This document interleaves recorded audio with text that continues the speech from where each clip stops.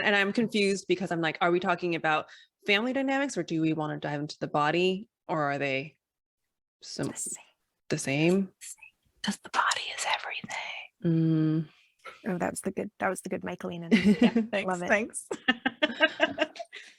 Well, and also how much of your body shit, whether good or bad, comes from your family dynamics and the way that your family relates to, right? It's a very easy connection to see that either when you're looking at ancestral patterns or even just literally daily family dynamics. Like, oh, you carry bullshit about the body? Chances are your whole fucking family does too, right? Yeah. Well, I mean, that's actually one thing that I wanted to, like, I told Kyley, I was like, I really would be interested in hearing, like, and sharing, each of us going around kind of sharing, like, what is our relationship with our body, the history, and we're kind of already diving in. So, Liz, you want to, as our guest, would you like to go first? Before we actually do that, can I just throw in, we're having this conversation about the body. Crew's already making fun of me because we're having a fucking retreat that's Monster School of the Body. And so I specifically wanted to bring everyone together to talk about the body. Okay, go ahead. Oh, that was really cute. Thanks a bunch. I'm getting heckled pretty loudly right now. Yeah. Okay. Oh, it's my turn now. Sorry. No, it's your turn. that was my cue. I was still distracted by everybody's making for Kyley. Yeah. Can I have a more concise question? I'm not actually sure what I'm speaking to. Well, okay. I think we started in the middle. And so we're like, have this nice rambly situation happening. And we're trying to like add order back in, which is causing all sorts of confusion. Yeah. So great. That's exactly what's happening. I'm in order mindset right now. I'm like, we have a topic. Yeah. Let's get into it. Yeah. So we would like to talk about the body and in particular, why it's everything.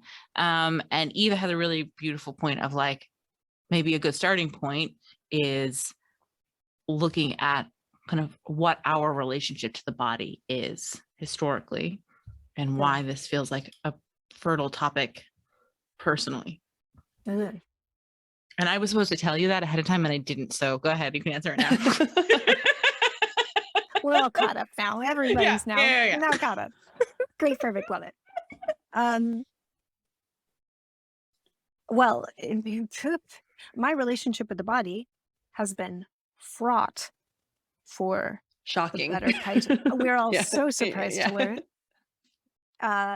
The bulk of my life, I have always been the sensitive kid, emotionally, but also physically, super sensitive. So, wait, can you talk more about that? Yeah, like, when you make like not just emotionally, but physically. Physically very sensitive. Like since I was little, the only one of my siblings who had allergies. I always had some sort of skin thing happening, some sort of like whenever I was in the sun, there was something happening. I got heat stroke. I got hypothermia. Like then my siblings would be normal and fine and carrying on. And I was always, what did my mom call me? It was my delicate constitution. That was the ongoing, always there was something with Liz's body. And then, and then it basically just escalated, right? There was always something when I was a kid and then it escalated. I started to get migraines. I became basically like allergic to meat, ongoing stomach issues, right? It like really, really escalated. And it has only been in the last pack of years, I would say probably at the time that I started to really dive into the darkness, that started to shift to being informational instead of just something wrong. Yeah. And so it was like constant torture, like always, at war with, I should be other, right? I should be healthier or stronger or less sensitive, right? Sensitivity was like always my freaking bane. So that has now shifted, which I think is also why shamanic work became so potent for me so quickly, was because there was volumes of information always available to me. And it wasn't until I saw that as, oh, this is actually a gift, not only informational for me turning inward, but also in terms of interacting with other people, instead of it always being you know, it's hard for me to be in crowds. It's hard for me to be at parties. It's hard for me to be in freaking Fred Meyer, right? That was the basically just a perspective change, right? To actually, oh, this is a thing that is of huge value and a huge asset to me and an aid to me. But the bulk of my life, that has not been the case. And you can ask anyone in my family and they will speak to me being delicate, and they will know that that is how it was perceived and described, spoken to within the family, right? I mean, that still continues because sleep is basically my superpower. And so there's still ongoing, you love know, that. comments and ideas about like, oh, is Liz sleeping again? Oh, Liz is always fucking sleeping. You know, whatever there's always some fucking comments about my body, and has been since I was a kid. Always some comment. Oh, I can't wait to dive into this. I want to like, I think we'll come back to this at a later point, but I definitely want to at some point speak to how this is information and like how that's shifted. Because I think that's like, that's been my experience too. And took me a long fucking time to get there. Yeah. I also think it's interesting, the delicate piece, because I'm curious how that has impacted your relationship. Like, it seems like being told consistently that the body is delicate would get in the way of being able to trust that the body is safe. Oh, yeah. I think I'm not discounting that. An answer on that is not immediately available. I think it just eroded trust in general of knowing what my own experience was. So now as I'm reflecting, a big portion of my like outward interaction with the world has been showing that I am actually very tough, that I am strong and I am capable. And it was really important to me to be an athlete and to be like not restricted by being a smaller person or whatever, right? That has been a huge part of the way I interact with the world. I continue to see that actually in like even like my professional choices, like a lot has come. And then it just, how do you trust anything that's coming for? It's like, oh, well, it's always trying to betray me because it's delicate. I can't count on it to show up or whatever. So I'm sure safety is a part of that. But I think even just like baseline listening and understanding. Well, you can't trust the one who's always going to need a fucking nap. Don't listen to that body. That body always wants to rest, or that body always has to get out of the sun, or whatever you can't even hear it when it's like screaming at you. Yeah. And I think what you're speaking to, I think, is a really common experience, which is the body having needs is always fucking inconvenient, right? Yes. Like that, I think, to me, is such a fundamental piece of why I have felt excited by retreat, and the kind of prep for retreat is that Liz and I just fucking live whatever theme we've picked for the months leading up to it. Makes right? sense. So, because I just think that there's this consistent experience where the body is perhaps the most monstrous part of us, right? Because it is hungry, it shits, it gets sick, it needs old. Rest, it gets old. Like it breaks down on you, like, right? Your knee just starts like to fucking hurt. Not pretty in the way that it is like in the magazines, and how, you know, you have acne, you have cellulite, you have all this stuff. It's constantly a problem. Yeah, it's always oozing something. Like there's a lot of gross things that occur. It's a really monstrous place, and there's like lots of beautiful, like, you know, I'm not the first person to talk about the body as monster, but like most of us are so fucking angry or inconvenienced or scared of the needs and hungers and wants and aches of the body. Like we feel betrayed by them, which then ripples out into our relationship with needs and want, like right, that's the same. It's a one-to-one for our emotional needs, or our selves in romantic relationships, or our relationship to money. It's like all the same thing, because all these are places in which we are arguing with ourselves that what we need is a fucking problem. Yeah. Which is why this is such a good topic. And why it is really such a wonderful portal for like healing, awakening, whatever it is that you want to call it. Yeah. And I'm sure we're going to talk a lot more about that. What's your story, Eva? Wait, I will happily share my story, but I do also want to ask this. So, because you like reference this, is your family conservative? The idea that like, you have to like dress a certain way. Okay, so this is so can you talk about that? Yes. I was raised in a very Christian home, a conservative branch of a Christian home, and so there's a lot of just like underlying normality. What do we call that? Your norms. Underlying norms around what is appropriate and acceptable, and like being modest, and those, like, this is not to make any of those things wrong. That's totally friggin' fine to be modest and to basically wear whatever you want, is I would say the underlying part there. But I don't have an issue with that in particular, except that I think it, in my experience, was tied back into underlying guilt and shame, and some aspect of the body or expressing the body once again being wrong. So like, I was, for the bulk of my life, a very strong, passionate Christian, and this was absolutely a part of the way I moved through the world, right? And it's only now, on the other side of like maybe not hating my body, that it's like, it is no longer my concern how your perception of the shirt I wear, or the fact that you can see my belly button, or my tattoos, or whatever the thing is, right? But that for me is a huge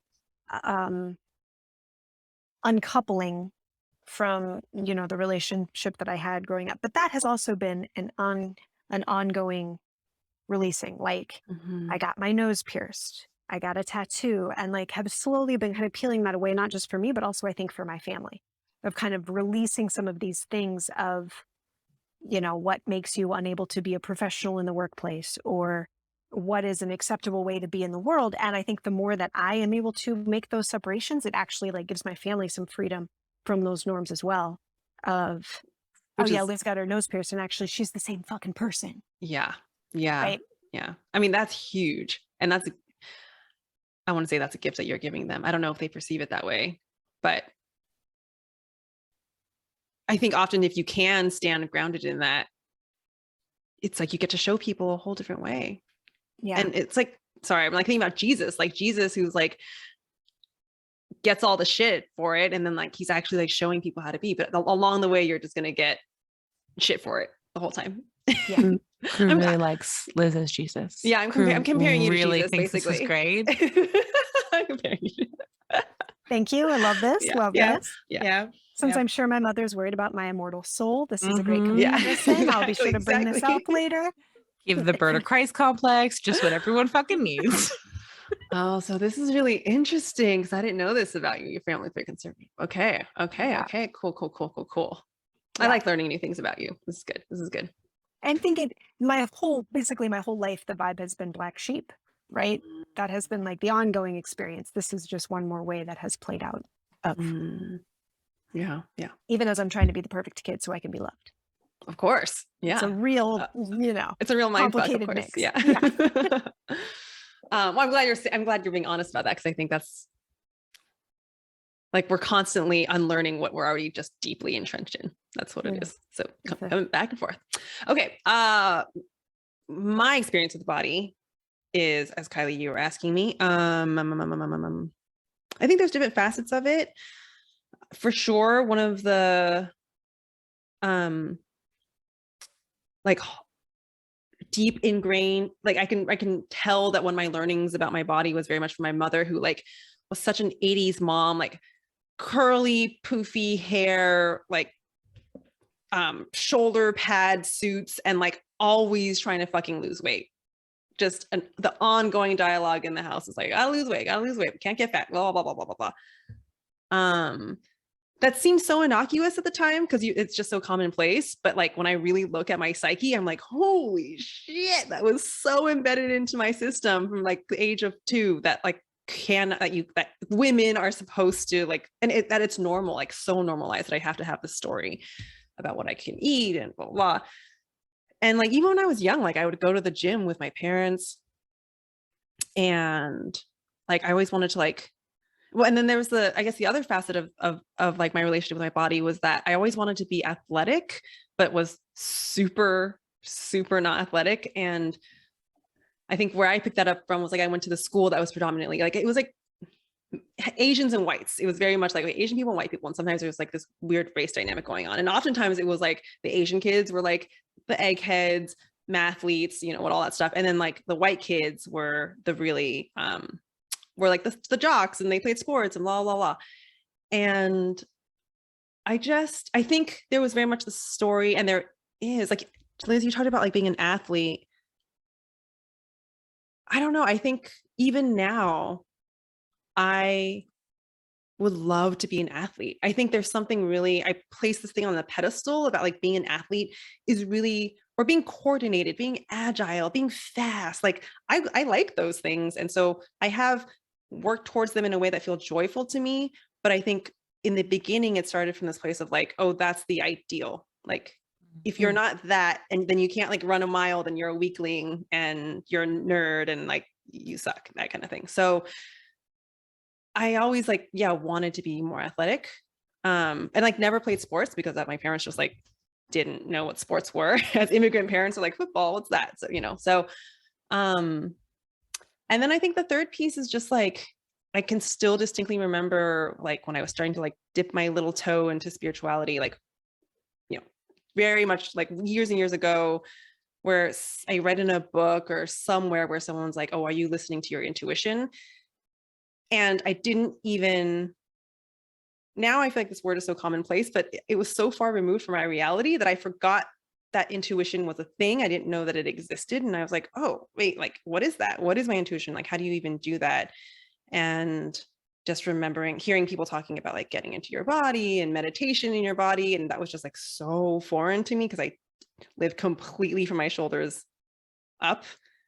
And it took practice, like real practice and training of being like, oh, how do you get into my body? And so, I mean, this is like one of the main themes that Kyley and I talk about all the time is that I was just making decisions exclusively from the mind. And that's why I was so fucking confused all the time. Yeah. So those are like the parts that I mean, I'm sure there's like much more to say about that, but oh wait, I also went through my like oh yeah, that's really interesting. And I think a lot of people listening to the podcast might be able to relate. There was definitely a phase of like the wellness phase, which is that weird intersection between spirituality and the wellness industry, which I think gets like mixed together somehow sometimes. And it can be like a beautiful thing to be on your like, to be on a path in which you are loving your body and treating your body right. I don't think that that's wrong, but I was doing it from I was relating to it in a really bad way, and in a really unhealthy way where I got, you know, anything to the extreme is unhealthy. And I was like, you know, the turmeric, all whatever, like all the fads, I just got like so sucked into them that to the point where I became a slave to them just as much as I was a slave to like not being healthy. So there was that whole trip too. Yeah. And I can say that, I mean, Liz, when you talked about how you've gotten to a place where you don't hate your body anymore, I feel the same way. And that's been fucking hard won. So hard won. And I feel really proud that I can say like, for the most part, I have a really beautiful relationship with my body now. And that is like, if you want to talk about miracles, like that's a fucking miracle. You know, like sometimes when people are like, what's a miracle? A miracle is something that like, you never thought would ever happen. And now I don't have to think about it so much. Thank fucking God. Yeah. I think it's really interesting when you're talking about being an athlete, how much value we place on like, can you run a mile, right? That's always that's always the friggin' thing in a society where we do nothing athletically for our survival. And yet we continue to put this on a pedestal of like, but you must. And it's like, what? Yeah, I don't know where that standard came from. I know, but the thing is, I will say, it's like, when I look at it, I can't help but look at it culturally. And I would just say it's not part of Asian culture. Like, meaning, I want to be careful here. I'm being very general. Asian people play sports, of course, but like, it's when I go to Taiwan, like there's American football, there's American baseball. Do you know what I mean? Like, Americans are so into their sports, and there's superstars, and they're these huge celebrities, and Taiwan like doesn't have that as much. Yeah. So I do think part of it's cultural, and I don't know what other parts. I'm sure other, it's brought in by other things too. Yeah, that's so interesting. That feels like a whole rabbit hole of what's that where you hypothesize? We could just hypothesize exactly. about that for an hour, because that's exactly. its own fascinating thing. Yeah. Can I ask, do you find yourself, Eva, relating to your body differently when you're in Taiwan versus when you're in the States? Well, that is such a good question, Kyley Caldwell. Do I find myself relating to my body differently? Yes. I know the answer is yes, and I'm trying to figure out like how. I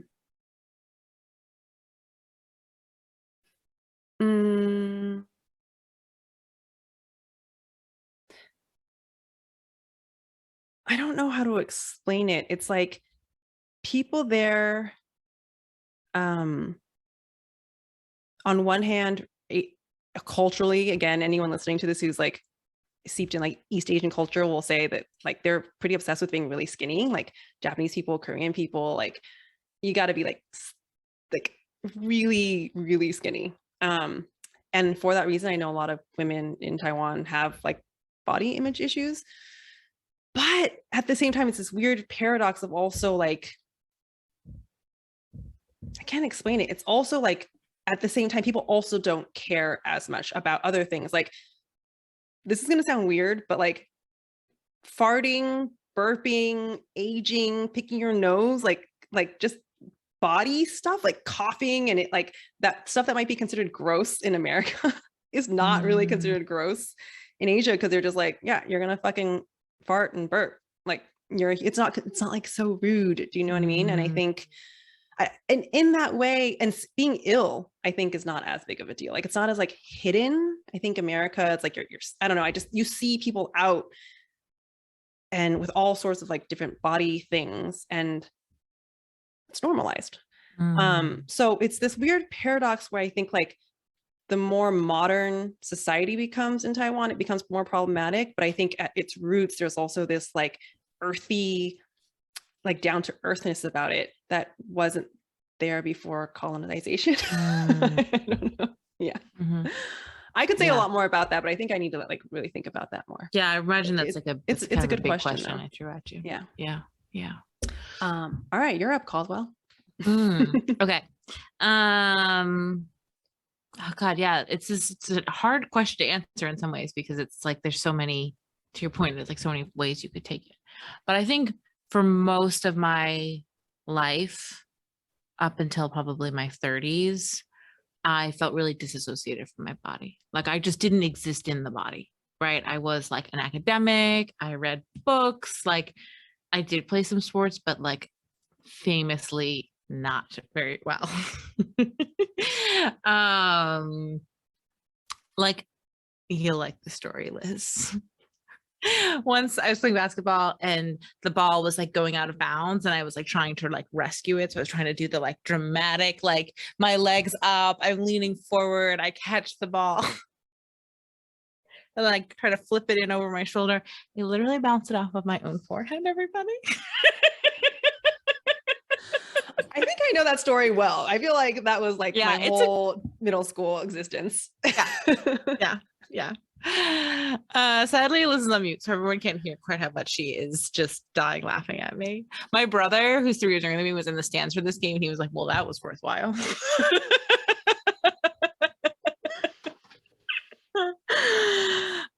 So that like gives you the context for how like coordinated I was, right? But to my credit, I fucking played basketball for a long time. Never well, but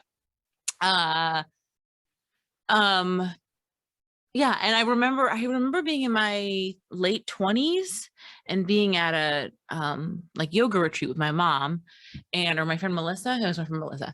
And in class, she had us put our hands on our belly and was like, okay, breathe into your belly, right? And was like asking us to like, and I had heard that many times before, people saying like, oh, breathe. And I'm in that class with my hand on my belly, realized like I could not feel anything. Right. It wasn't like I had anger or frustration or disgust. It was like, it was not actually available to me to feel like externally, and my hands on my belly was one thing, but to actually feel like air in the belly was just like, I didn't understand what she was saying. And I had consistently felt that way when people would talk about like, cause I had kept trying to have a meditation practice. Right. And that's a big, like, you know, sometimes there's actually like, I think pressure to be like, oh, focus on the breath as it fills your belly, as if somehow that's better than the breath as it's like going through your nose. And it literally was not a sensation that was available to me because I was so out of my body and in my head exclusively. And that was the first time in my late 20s that I even realized like, oh, maybe there's something going on here. Yeah. But I find that moment really interesting. I think a lot of people can relate to the idea of like not understand. Like I get that a lot when people are like, you're saying do this thing with your body, but I don't know what the fuck you mean. Like literally, people are like, I don't know what you mean. And that was my experience for a really long time, and it can be really frustrating, but also good. Like if you get there, good. Like let's start having that conversation because it's really telling. And it took that moment of being like, oh, I don't fucking know what's going on, to like begin to like that was, I think, a really big turning point moment for me of being like, oh, I don't think I feel anything in this body. And I think there were a couple reasons behind that. Like one is definitely the body, you know, we know the body holds trauma, and my body was like, yep, we got a lot of trauma we're holding on to. We're ready for you to witness it whenever you're ready. And I didn't want to see it, right? I didn't want to see the like pain and anger and frustration and shame that the body was holding. And so I was just opting out of being in the body. And that was I've shared on the podcast a lot before. I like had a huge, my whole 20s was me and anxiety, right? Because I was living exclusively in my head, right? Like it's the same thing, right? Like being in the body is how you fall beneath language, is how you fall out of the racing mind, right? You can't brain your way out of being in your mind. It took me falling into the body. And interestingly, I think pregnancy helped a lot because it's just like such an intense physical experience, right? And like one of the things that is often confusing for me is hunger. Like I will be hungry often, but then genuinely confused about like, I don't understand what I'm supposed to eat. Like it wouldn't be clear to me what I'd like stand in the kitchen and be like, I don't know. Yeah, you didn't know what you needed. I literally couldn't figure it out because I had so many layers of like, don't listen to the body because what the body will tell you is like, might be scary or uncomfortable. But pregnancy, I think, really helped because like, you know what you want to eat because it screams at you. And it's just like, yeah, I mean, like, it's just a really intense physical experience, obviously. One point when I was pregnant with Birdie, I got hemorrhoids so bad, I literally had to was bedridden for 2 days, right? Like weird shit happens with your body. Yeah. It's not fun. Do not recommend that aspect No, of it. Doesn't sound fun. That part was worse than labor, I think. Wait, Liz, do you have kids? No, right? No. Okay, yeah. Yes. Well, because I think I saw kids in your story. I think maybe they were your nieces and nephews. Okay, yeah. That's what I thought because, okay, that makes sense. Okay. But yeah, because Kyley, you're the only one here who has like, I think you have like the experience of pregnancy and birth. And, you know, you talk about, I think that in itself, like you talk a lot about how there's no going back to your like pre-pregnancy body. And I think all of that's really important too. Yeah, that just really, really does change your body.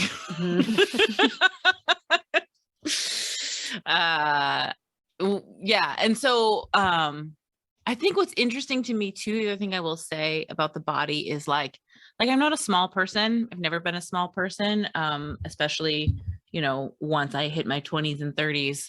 And also I think I have a really healthy relationship with my body. Like, right, we live in a culture that like prizes bodies being small, and mine is not small.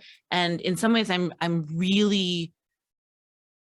love the relationship I built with my body, despite kind of cultural pressure to make it other. Even as also I'm like, yeah, I would really fucking love to lose some weight, right? Like those happen simultaneously in my mind.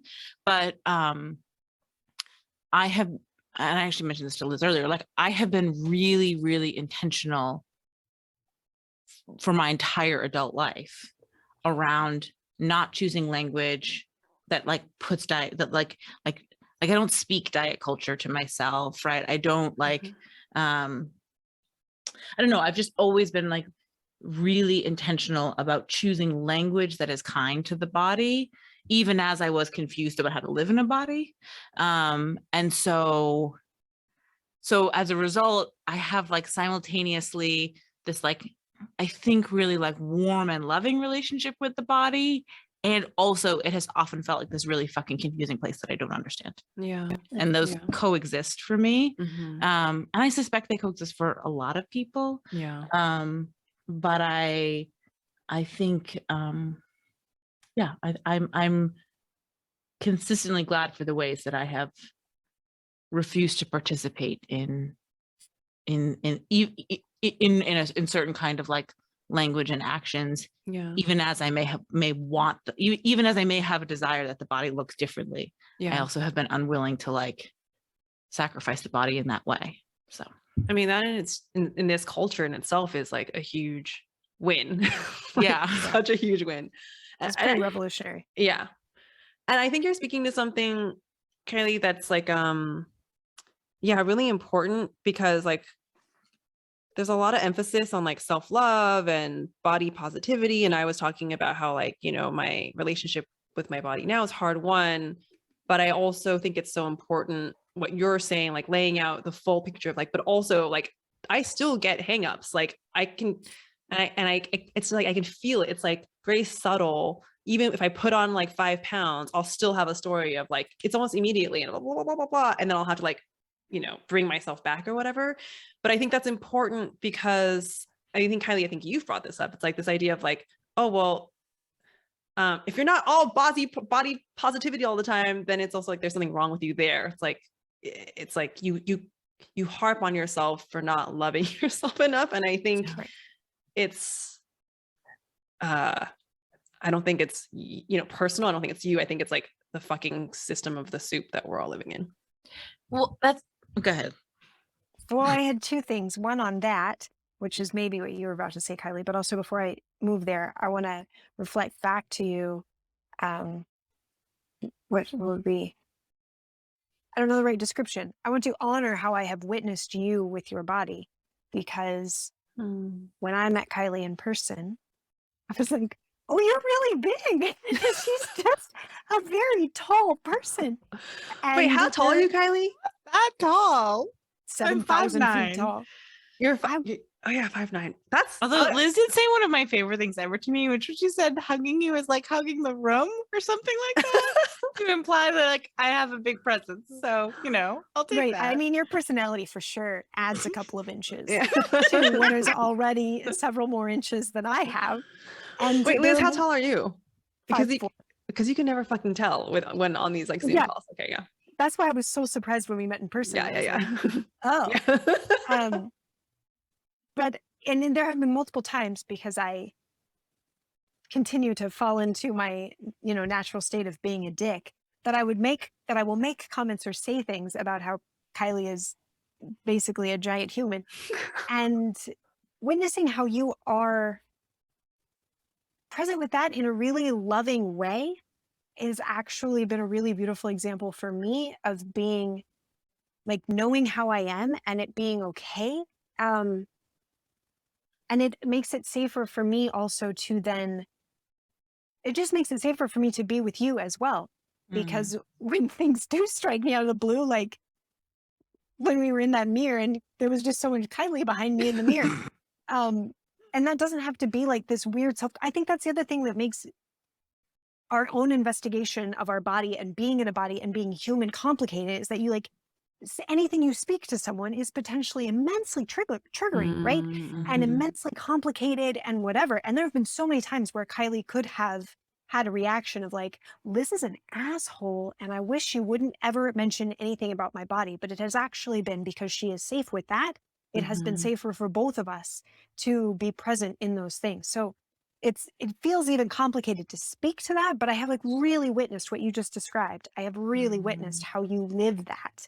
And it's really fucking significant. So well, you're so great. Yeah. Thanks, love that. And I've told you to fuck off before. I think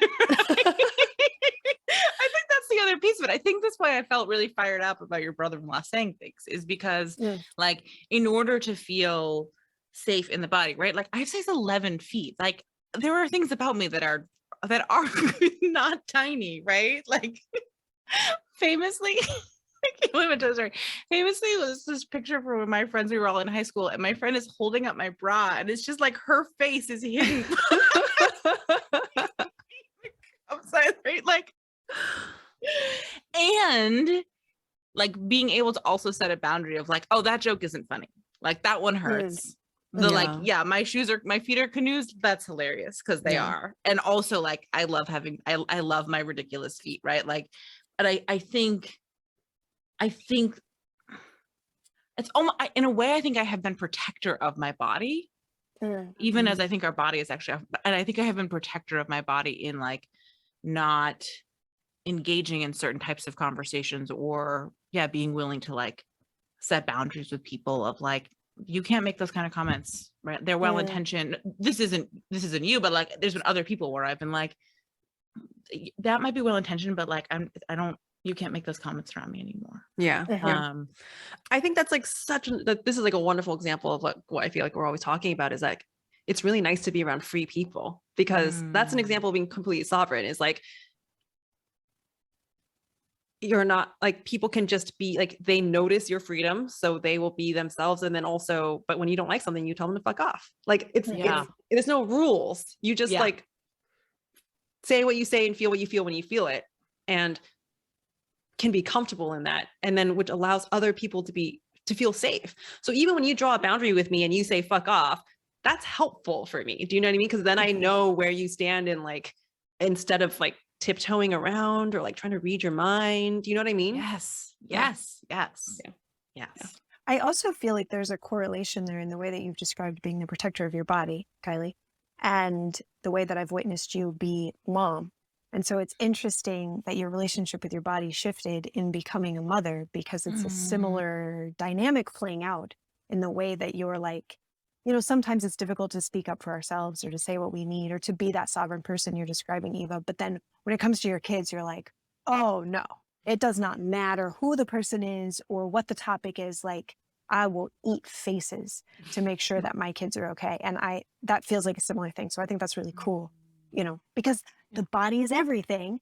There's another example of how that relationship is everything. Yeah. Do you want to say? Oh no, go ahead. The other thing I was going to say, to Eva's point, which I only semi-remember at this point, is that you described the body as a portal, and that's the whole reason that we made Monster School the body, was for the opportunity to further explore all these things and to make space for these things. And every time they come up, to be like, this is there was something in particular you spoke to, but I lost it. That as a portal, as a way to dive into and see and investigate. And then do you remember what else the thing was, Kyley? Because you were also going to say something to it. Yeah. Do you remember exactly what you were saying, Eva? I was gonna say, I wish I could chime in, but like, I don't know. Okay. Something about making decisions on the body. I mean, we could, I think this is a natural progression of where we want to go next anyway, because I would love to have you both speak on this. And I'm like, so excited, because I love the body as a portal. Like, it's this idea, like the body is everything, goes real deep. Like it's almost, it can go real deep. So I want y'all to kind of take it away. There's actually 8,000 things I can say about this, which is why we're having a 4-day retreat that you should come to. Promise I won't talk the whole time. Liz would actually murder me if I tried to do that. This point about making decisions, I think Liz and I had a client today, and she said the best fucking thing ever. So she's making this huge life transition. She's literally like selling her house, quitting her job, moving across the country, right? Like big fucking deal. And she spoke about how as she has had to make decisions, she has asked the body, and the body has given her the answer, right? So rather than trying to like brain her way through, she just keeps dropping in to her felt experience of like, yes, this way towards safety. Sorry if you're hearing my neighbor's fireworks in the background. Anyway, like, yes, this way towards safety. Nope, this is not nourishing and supportive, right? And that like what could be a really complicated experience has a level in her word, like as she spoke to it, has like a level of security because she has the body's wisdom that she can hear and that she can be like guided by. And I think, I mean, maybe more than anything, that's something I relish. I'm so grateful for is like, and Eva, you and I have talked about this plenty of times before. I think like being able to drop into the body and feel what is yes, what is no. And that's the kind of thing I didn't have when I couldn't fucking feel breath in my belly and was a head in the jar. And so, yeah, I think so often we're running around feeling anxious and confused and frustrated. And also the answer is to stop fucking thinking and fall into how you're feeling, which we experience through the body. Mm-hmm. Yeah. It's like the thing we're looking for all the time. Yeah, like the answer to kind of clarity lives in the body, but it's like complicated though, which is why you should go to monster school, because I think they can help you work this out. But the complicated part is a lot of people don't trust their body, or they don't know how to listen to your body. So like that's because like, they think it's a monster, right? Or they think it's a monster, or like it could be like no practice. Like no, it's our society is built on like, what do you think? Not like oh, what do you feel in your body? Like every discussion, it's like all of capitalism and colonialism and the patriarchy, it's all so mind oriented. And so a lot of it is just culturally, we're not taught. So I think like going to monster school, I'm assuming, you know, like you can kind of learn this skill because, I mean, if you've been through trauma, sexual abuse, like any of that stuff, and you don't believe that you don't like feel good in your body, I wouldn't listen to my body. Do you know what I mean? Like it feels completely unsafe. And so that's where I think the middle pieces is like, it's figuring out that part to like get you through to the other side. Mm-hmm. Yeah. Yeah, because I think, which is what you were just speaking to, like the body felt like a fucking unsafe place to be for a long time. I mean, in some ways, like I tell that funny story about being uncoordinated, but I actually think on some level, my like lack of coordination comes from or came from like an unwillingness to be in the body, right? And again, I think it's hilarious that I'm clumsy, so I don't need to make that right or wrong, but like I had a really long decades of just not of it feeling really fucking scary to be in the body, right? I actually took a mindfulness class a couple of years ago, and like week 2 was like body scan, and I literally had to drop out of the class because the act of like literally the act of the body scan felt so like sitting still, like the mindfulness practice of sitting still was okay, a walking meditation was okay, but the act of like tuning in by starting with my fucking toes and moving up felt like the most unsafe thing I could possibly, like there was nothing available for me in that was like nourishing or okay, and I didn't have the resources. I didn't have the resources, and so I just had to fucking bail class. And also it's a shitty way to live. Right? Well, I mean, you could argue that all suffering is from the mind. Like that's like an understatement of the year. It's like it's like, I think this is like what the great sages of our time are talking about, is that suffering is of the mind. And that's why it's such a big deal. This idea of like the body is everything. It's not that the mind, I think it's important to say that like, you're not trying to get rid of the mind. The mind is still involved. Like, don't make an enemy out of your mind, because that's just more mind coming in from the back door. Right. Mm-hmm. But it's like, I'm kind of losing my train of thought. Maybe one of you guys can like pick it up. I think, yes, the stuff like the mind is the source of all of our suffering. I completely agree with that. And the body can be a place of tremendous discomfort. Right. I think that was my experience in this like body scan meditation. And it was my experience fucking today at the beach feeling angry. Right. Like the body can be a place of very intense discomfort. Right. If you have shame and you have to feel that fucking shame, it lives in the body, and you drop in and you feel it, and it doesn't feel right. Like it's icky, it's uncomfortable, it's squirmy, it's overwhelming. Yeah. It can be really overwhelming. And it is actually okay and safe to experience. It's the mind that I think my experience is that the mind tries to pull me up and out of what the body wants to experience, because it thinks it's like rescuing me, right? It thinks it's safer to be in the buzzing, anxious space of the mind. And also the body, even as it may be uncomfortable, is the place of freedom. Yeah.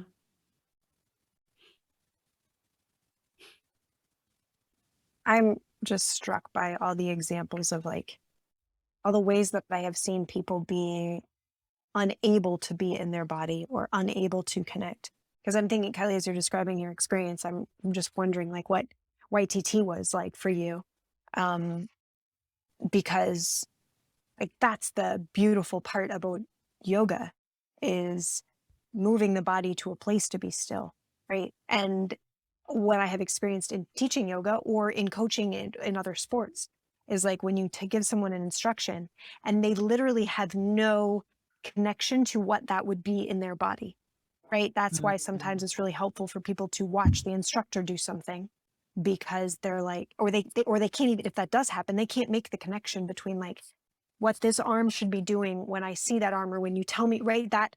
That's like maybe one of the benefits of being involved in athletic pursuits, is that there's an opportunity to tune into that, to actually like know what that is or what that feels like. But then the immediate swoop behind that is to not listen when the body becomes inconvenient. So I don't know how many, this seems to be like a dude thing, but it doesn't have to be a dude thing. It's a human thing. Just the people I'm thinking of are dudes, of watching how I'm listening to my body, but it's telling me to slow down or stop this thing or do something inconvenient. And so therefore I immediately have to figure out how to muscle my way past the instruction. So it's like, it seems that societally, even if we've been given the tools to connect with and listen to our body, we still only want to hear when it is convenient and in support of the agenda that the mind has. And so there's, even as we're listening, another opportunity to like cut it off at the knees. We don't have, we're not really listening to that. So that's not necessarily furthering your points. That's just what's coming up as you're describing these things, like how we have so many examples of not listening and not falling into the portal that is the body. We have ample examples of that. Yeah. And I feel like very few examples of not doing that.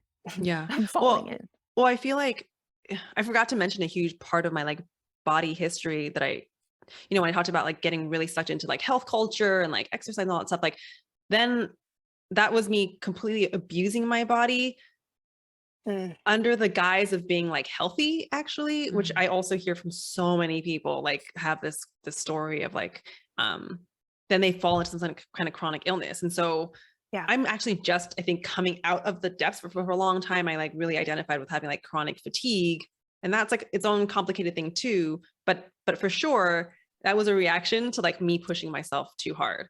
So like that was exactly what like I want, like my body was telling me something and I just didn't want to listen. And honestly, like I had to you pay a price like that. It's not benign. It'll manifest itself in other ways because your body is really fucking smart. Yeah. I mean, I would maybe poke a little bit at that language because that sounds like punishment, right? That sounds like, well, listen up now, or we're going to fuck you over down the road, right? And I don't think that's what the body's up to. I think it is truly, I think that has been the stronger component of more recently for me has been actually seeing the body as an ally instead of, my whole life of it being like, can you just, figure it out? Yeah. But as an ally, I don't think it's in any way a punishment. It's like, we continue to show up the very, very best that we can for you. Yeah. And okay, you're not hearing me here. Okay, do I need to turn up the volume? Do I need to change the station that we're on? What is it going to take before we're able to like work together? Which is different to me than, listen up, dummy, or the pain's coming. Yep. Right. Yeah. If we're not listening, that is our experience of it. Absolutely. But I don't feel like that's the same intent. Yeah. No, I think that's a really good distinction because I think unconsciously I definitely have that story, but the proof has actually been that it's actually just been the most beautiful experience, that how much I've like dropped into my body and have grown appreciation for my body. And oh my God, like the joy of slowing down. It's just, that's been, and one of the most things that I feel like so humbled by and grateful by, because my body was here to help guide me into this position. And so it definitely does feel like I would really resonate with what you said at the top of the show of like, yeah, it's not that something's wrong, but your body is on your team. It's like, it's a gift if you allow it to be. And I think allowing it to be is actually a big piece of that, because I have had and still do have to remind myself like, because I can get really frustrated with getting tired and being like, oh, it means like something's wrong and blah, blah, blah, blah, blah. And I have to like reminders like the one that you just gave me, I think are really helpful so that I'm not like mad at my body. You know what I mean? Absolutely. Yeah. The ongoing request from my body to like rest and sleep has been that thing in particular for me of like, what the poops, body. And so that I can relate very strongly to that as a, Yeah. Can I just ask you a straight up question? Can you tell me your relationship with napping and sleeping? Because I think I could always use more role models for could just napping spend the next and hour sleeping. and a half with Liz waxing poetic about naps. Please, because I think people need to I'll be back later. Need to hear this. And I think Adam's also really, when my cat and Adam, they're both like nappers and they're a really good example for me of that. But you know what I mean? Like for some people, Liz, hearing about your napping schedule would probably really like trigger some people or just shock people because they're just like, oh my God, I can't, like we live in a society in which that's just so taboo. Do you hear what I'm saying? Oh yeah. And I love that. Yeah. Because I will happily be the role model of the napping. Another way that Liz is creating that her naps are magic. Now your naps are inspirational. But I think it's like, that's what the whole nap ministry is like based upon. Do you know what I mean? Like there's something really there. Yeah. I mean, I absolutely appreciate that being taboo because I have walked through that myself, but then also continue to experience that with like my family or, the people that, especially because now my partner and I have crafted a life where we have a lot of space. And so I have the flexibility to take naps or sleep for 1,000 years or whatever it is that I want to do. And it's difficult for people who are, even for Kyley, right, who has little people and has to be a mom, right, the ability to relate to that. And then for a lot of people, I think it brings in some resentment about like, well, she could fuck right off because she can. It must be nice, right? To take a nap or whatever. Or for me, I feel guilt. I feel like guilt. That's the thing. It's like I agree. I have this life with lots of space, and then I'm like, oh, but that's like, and that was by design, by the way. Like this wasn't a coincidence. I wanted this. I worked for this, and then sometimes they'll all hear the voice of like, oh, but you're not allowed to take up this much space, or it's wrong because capitalism says so. Like, how dare you not be working this many hours. You know Is what it I mean? specifically work that is the thing you feel like you should be doing? No, I think I feel guilty sometimes about how much freedom I have, even though it's the thing that I want most in my life. But because I know that it's a privilege and not everyone can have this place. And honestly, like moms is the one that I think about a lot, because moms are who I relate to the most, because they're like my companion and counterpart. Just in case it helps you feel better, I literally put on Encanto last week and went upstairs and napped for 90 minutes. So like, I'm making it work. Yeah. And that makes me happy. And good for you, honestly, because I also don't know if that's the experience of like most moms. It was non-negotiable. I was so fucking bitchy to my kids. Yeah. But I think, okay, sorry, you asked Liz a question and now I'm not letting her speak. I mean, but well, it's new. And trash. But I really think it's very I think it's really interesting that like you have created for yourself life of space and freedom, and then the guilt shows up to say you have a thing that other people don't have, therefore your enjoyment of it should be less. As if like story of my life, or like here. A charity that you could like, right, like you could like give out like your nap budget to some, you know, someone who's working 60 hours a week, right? But that's how I feel. If I had a nap budget, I feel like I like would want, that's because that's it is like that's how I feel. But like the guilt, the Asian guilt, so real. Real. I mean, at the risk of moving further from naps, I do want to circle back because it's my favorite topic.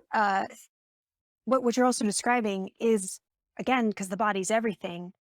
Kyley and I were having this conversation earlier that it doesn't actually matter how you are, you're fucking wrong.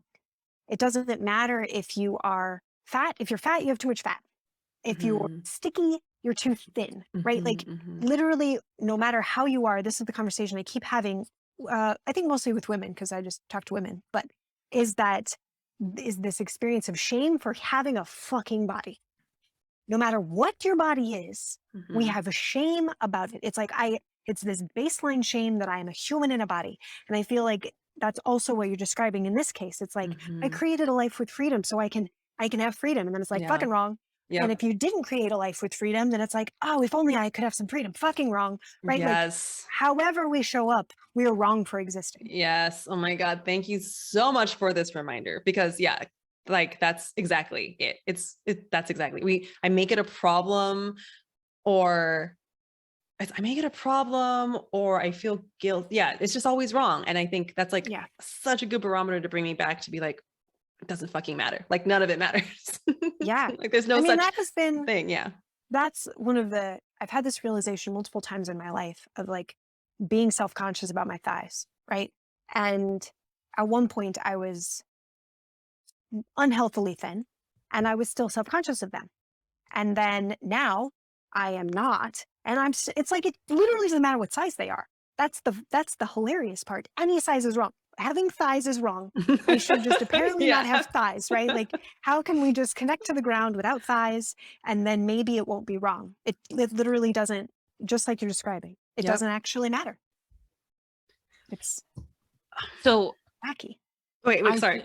No, go. Oh, can I just add on top of that though? Also the thing that I hear from so many people is that though you like criticize your body so much now, or it doesn't even have to be brought some circumstance, and then 10 years pass and then you look back and you're like, holy shit, I didn't like recognize I had what I had when I had it.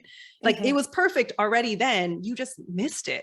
But even when we're doing that, we're usually not enjoying the body we have in the moment. Exactly. Right? So that's why it's like 37-year-old Kyley could look at 27-year-old Kyley. And this is not a particular thing. Anyways, but like, I'd be like, oh man, you really squandered that, which is just me actively squandering being fucking 37. Right. It's not actually a celebration of like, oh wow, what compassion I have for myself now. It's just a new way of shitting on yourself. Exactly. That's the fucking trap that we are all in. It's like, it's also, you could say that about time. It's like, there's this one quote from The Office that I love so much because it's the show, The Office. It's so perfect. This is where the guy says, like Andy says, I wish someone told me that the good old days were right now, which is it's now. It's now. Like it's all now. There's no like past or future, perfect or not.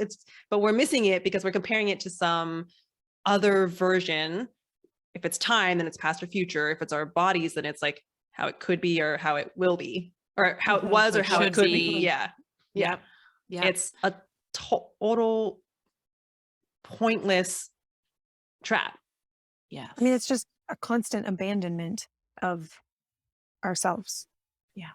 Just constantly, because time is not real. So that past doesn't exist. That future doesn't exist. That other version of your body doesn't exist. And it's literally just, I'll just keep abandoning me and keep hating me for existing over and over again. Yeah. So come to Monster School of the Body. It's going to be really fun. We're going to have a great time. Yeah, we are, because imagine what would be possible if your entire existence wasn't trying to find new ways to abandon yourself. Yeah. Right. Because I mean, I think that's the thing where when I think of like the body as a portal, it's like one layer of it for me is like, it's going to be a little tricky to put this all into words. So I might just skip it. It's a portal to come home. Yeah. Instead of abandoning, like that is what we are doing in Monster School. That is what we're doing by declaring that this is the body, is that we are just taking that portal back home again. Right.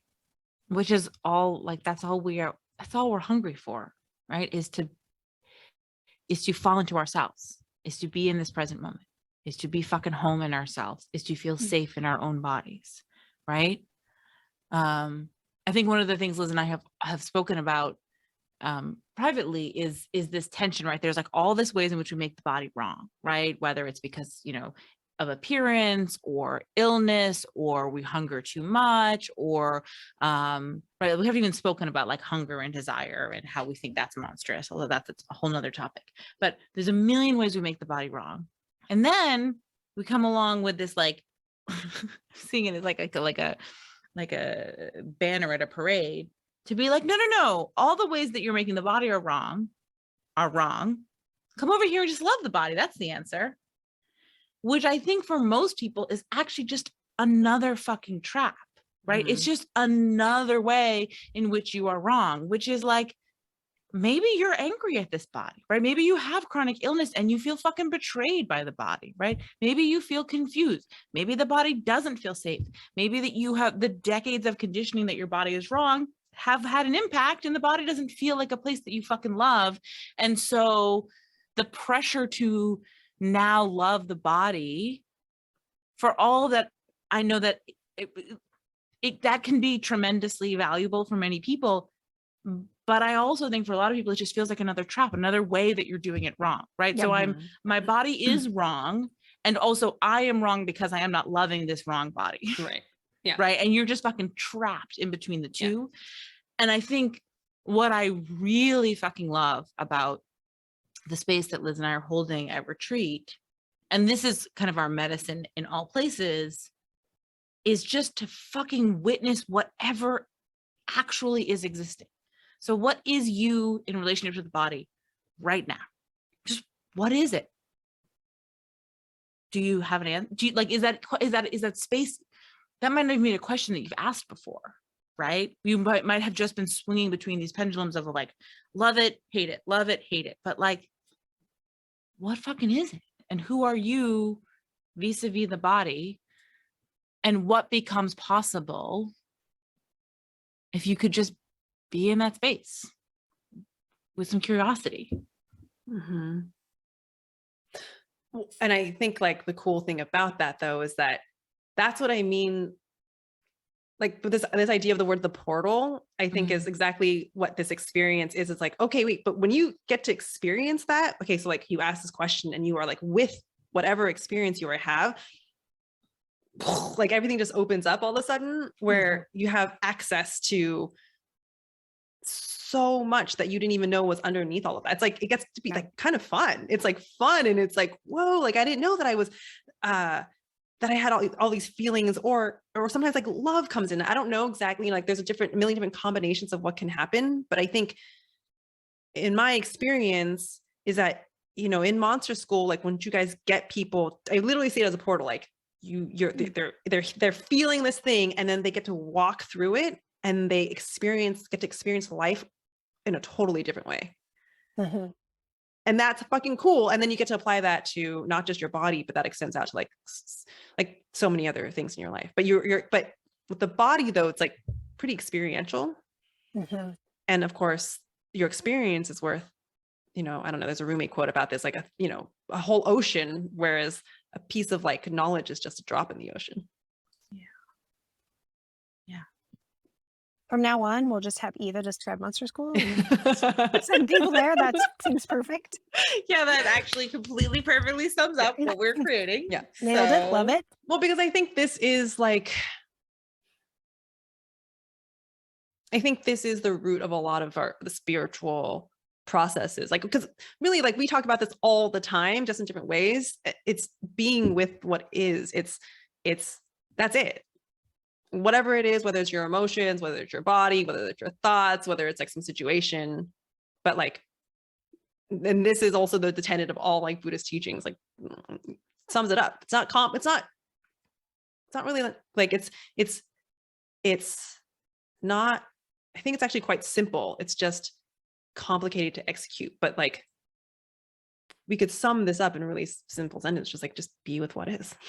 That's it. Yeah.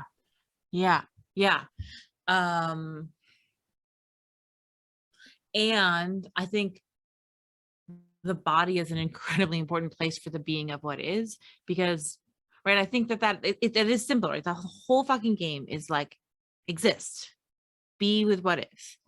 And also, most of us only know how to attempt that from the mind. The mind doesn't know how to exist. Right? And so we're over there like thinking and doing. And I'm guilty of this myself plenty of times, right? I'm thinking and doing when actually what I am hungry for is to drop in and experience. And it is only the body that actually, like, the body is where, I mean, maybe other people have different experiences, but the body is the place that I feel feelings. The body is the place that I experience things from. And then the mind is like a narrator of the play. Yeah. But if we are living as a head in the jar, if the body doesn't feel safe, if we see the body as our enemy to fix and control, like, then we actually can't drop in an experience. Then we are trapped only having mind as a tool. And then we're frustrated and confused at why we're fucking spinning our wheels. It has to be the body as the portal. There's no other fucking portal. Yeah, because the body is where we're free from like language. So like language is like this beautiful fucking thing, right? Like I love language. Obviously I have a podcast, we talk a lot, but it's also so limiting. And it's actually so, I don't know, I feel kind of sad because it's like the body gets to experience things that are beyond language, that are this unlimited experience that doesn't need language. And then we try to come in with our mind to try and understand it and try to like label it, try to explain it. And then you like shrink it down to this teeny tiny little thing that's like, that could never fit into language. It's like an acid trip or like a mushroom trip, same thing. It's like, why even bother fucking explaining it? Like no one's going to understand it and you're going to kind of ruin it. But that's why I feel like the body is, it's like, people, again, are going to go to this retreat and they're going to experience this whole thing and you won't be able to explain it in words because it's so much bigger than that, because language is nothing in comparison to the experiential experience of the body. And I think on one hand, I think a lot of us experience it naturally, like maybe when we're listening to music or holding our babies or just like in nature. But I also think sometimes like we're really missing out. And it's kind of sad. It makes me sad. I also think for a long time, so as I mentioned, for a long time, I just didn't have real access to the body. And then it would like come, I have these waves of like being in the body, right? To your point of like holding my baby, and I just had this like really tremendous felt experience.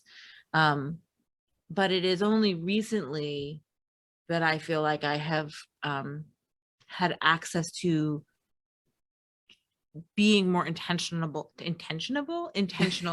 about language is dumb. We already established that. about being able to just drop into the body, right? So rather than it be a thing that like surprises and delights me, in it being the place, like the body's the place that I would like to live.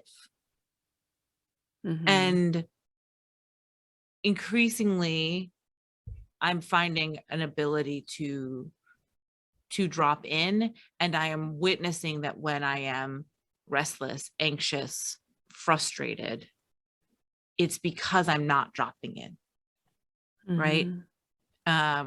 Notice that I'm not saying scared. Like being scared is just an emotion, but there's this particular like restless frustration that I can get, and that, which was my entire 20s, and that to me is always a sign that I'm not dropping in. And one of the things I love about, you know, it's something I think Eva, you've helped me with tremendously, and then the work that Liz and I do is like it's been part of the way in which I've been able to drop in. That's what I fucking want for everybody. I'm excited because I want to say more about dropping in, but I kind of want to hand the mic to Liz and be like, what are you thinking? Actually, I am getting really tired. I just watched it like come over me in the last, I don't know, several minutes of just this like wave of wave of tired, which feels so. If you haven't worked with Kyley and I, you wouldn't know that my body is constantly expressing when we are working, when we're doing magic, whatever, when I'm shamaning, and it expresses itself potently and beautifully. So there's just a lot that happens. So experiencing this sleepiness as it's like really hitting me also feels like a really beautiful sinking in of what we were talking about, right? Sleep is the place where I have decided that I heal. It is the place in which I achieve wellness.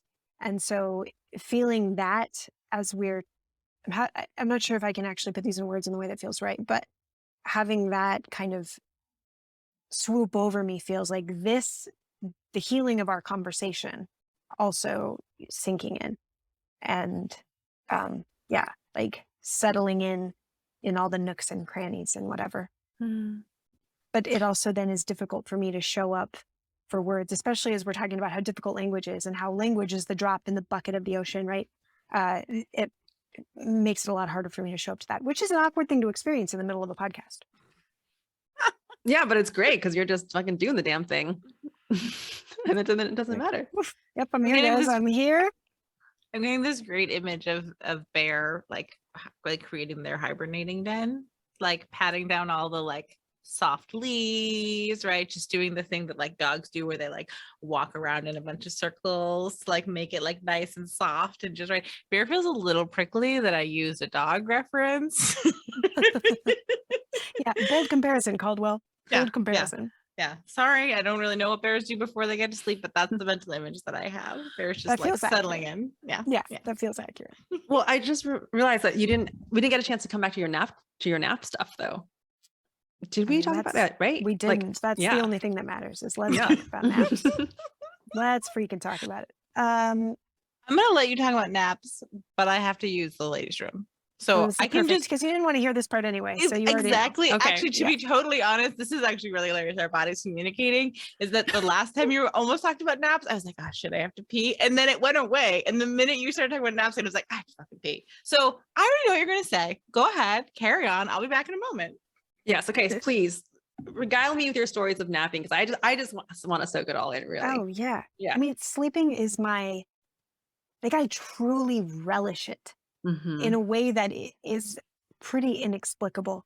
Like there will be times. So my partner is not a big sleeper. His body stops at 8 hours no matter what. Like he's not capable of even like sleeping in or whatever. It's just not his jam. And he often is just very confused by the way that I interact with sleep because it is like I will set up my schedule to just be in bed and then move in and out of like deep sleep, light sleep, dream sleep, floating back into deep sleep, and just like watch that play out over hours, because I just sleeping is not a thing I do because my body requires it, even though, as we've discussed, my body requires it. But it's a thing I do because I actually really enjoy the pastime. Yeah, no, I get it. It sounds like a real source of joy. Yeah. Okay, wait, but can you tell me about this process though? Like, I'm actually curious about like the ins and outs. Like, what does that look like in your day to day? This is so interesting, because it's like if you're trying to describe to someone how you meditate and you're like, I just do the thing, right? But do you like, but I mean, like, do you like set aside time to be like, hey, I know that I'm going to need this much time, or there is no set aside time? You just kind of like go with the flow and like kind of do what you want. Do you know what I mean? And like, yeah. And then do you nap every day? Like, I want like the logistics of it. Look at you I love the structure here. Yes. Like, how does the napping go? Capricorn here. Not necessarily. Oh, okay. Not necessarily that structured, not necessarily daily. It feels much more like this is a luxury for me, right? And so it feels much more luxurious when it's however my body wants it to go. So my preference is to not have a specific set aside time, but just let's see how this nap unfolds, basically. Like, is this going to be a short one, or is it going to be 4 hours later? One of the things that I feel so legitimately privileged about in the way that my life is when I wake up for a nap and there's literally no pressure or requirement for me to move out of the space, because that's when you get into like the real juicy floating, is when it's like I've come up, there's literally no expectation of me, and so then I can sink back in again, right? Or I can continue like floating as I go. It's like sleep for me has so many layers and flavors and colors, right? It's like a very rich thing, and I think for a lot of people that is not the case, right? It's like I'm either sleeping or I'm awake, and like what is this? Or some people have a really hard time sleeping, like that. That's such a real thing. Or most people we know don't get enough sleep, which is why I'm like relishing this. Yeah. But I also think I can really relate that what you said about like waking up and not having anything to do. Like I'm just like those moments of like when you're just in your covers and it's just like perfect, and I've like selected like the perfect pillows, and you're just like you get to go back into like a floating dream state that's just like I don't know, there's nothing like that. There's nothing like that feeling. No. Like to me that is real luxury. Like everything else is like secondary to that magical moment. Like that was what we were hanging out late last night with friends, and so then Kyley and I had a client this morning, and then I immediately went back to bed. And it was one of those spaces like I woke up and I felt so like I could have just been in like luxurious furs, right? If you're just rolling around like all sorts of freaking rich. That's how it felt. And that's the I think I get you, girl. I get you. They're but it's the same thing in the morning. Like if I wake up and I can continue, there's like I have a pretty significant gray window, like where I'm neither up nor down, and it's just like float in the gray for as long as I can. Or and you know, to my partner's credit, he has really had to like really make space for that, because it is very different than the way that he exists and the way that he would prefer us to exist together. So he's had to be very intentional about like, okay, Liz somehow requires more sleep than anyone I've ever met and will ever know. And so like having some patience and some compassion for that has been not easy for him. I'm not an easy person to be around because I just want to sleep all the time. Yeah. And I get that, because so many things about this. I had no idea that this could be a topic, like naps and the whole process, like the art of napping. But I'm really loving like dissecting this. But for you're really changing my narrative on naps. Not that I already love naps. I love fucking sleep. I'm really good at sleep. But I will say, up until this moment, I've had the narrative of like, I wish I could be someone who didn't need that many hours of sleep. Do you know what I mean? Because there's some people who like are cool on 6, and I don't know how they do, but that's not me. Like I'm cool on 9. I need like 9 solid hours. And then I felt apologetic for that because that's something, there's something wrong with needing 9 hours of sleep. But now I'm like, what if like, well, first of all, what if I just owned it? But also like, lucky me. I need 9 hours of sleep. Oh yeah. I love that. Yeah. It also, I feel like has in finally of embracing that is not only a thing that I need, but also like really love. It has actually opened up much more ebb and flow. And so there are times when it's like, I don't need a nap, or when my body wakes up and it's like, oh, we really can't go back to sleep. And my body's like, how about you get up now? And so this giving myself the space to be like, I could sleep for 48 hours in 56 hours, giving that space then also allowed me more flexibility to be like, oh, right now I don't need 9 hours. Now I'm cool with 7 for a couple of nights, or without a nap or whatever. And so that actually turns out like just accepting that, like being open to it, gave me more flex both directions. Yep. Which is how it works though. Right. Because when you let yourself be free, then, and we talk about this on the podcast too, but when you let yourself be free, I think you come back to your natural point. Do you know what I mean? Well, and the rhythm through that, right? It's not a set in stone thing, because then that also becomes, if my sleeping is tied to, I am so delicate, I need all these hours of sleep. If I don't have 10 hours of sleep, I can't, now I am trapped. Now I am just as, stuck with that. There's no more freedom here than on the other side. That is not a space, that is not a place of spaciousness, even if I have the schedule to sleep 10 hours a night or whatever. Yeah, exactly. It's almost like if you make no thing wrong and welcome all your monsters, you find excellent freedom. Yep. It's almost like sleep is the best monster. So what's interesting, so as I'm listening to you guys, what I'm actually just thinking about the idea of luxury, right? Because both of you were talking about like sleep being luxurious, and Liz, you were saying like when you wake up and there's nothing that you need to do on the other side, that like there's this like really like that it feels like a very luxurious experience. And as a mom of 2 small kids, the ultimate luxury for me is quiet time alone, right? And so I used to be it's easy for me to fall asleep. I love to sleep. I take naps when I need to. And my relationship to sleep has really shifted since having kids, because luxury for me is being alone in the quiet. It's no longer about sleep, right? Like even before my kids, like Nick and I would regularly go out to brunch because we had slept till like 11 o'clock in the morning, right?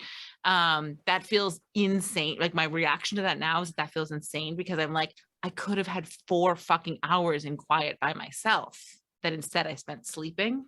And so it's just interesting to me to think about like luxury and like what like because it still feels like very physical, right? It's like the embodiment of like being alone, because when I'm alone I can really be in the body, right? Like I'm really drinking the tea, I'm really like out in the woods, right? So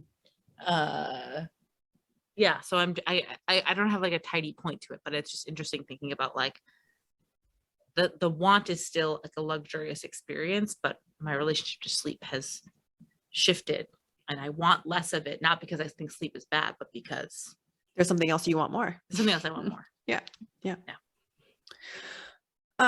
Okay, so thank you for just answering all my sleep and nap questions. I don't know, something about that was just really beautiful to me. But I do want to come back to the body though, because I feel like for me, the part that I'm excited about, I feel like the part that we didn't even get to like get into is like the joy of being in the body. And I feel like you just like lightly touched on it, Kyley.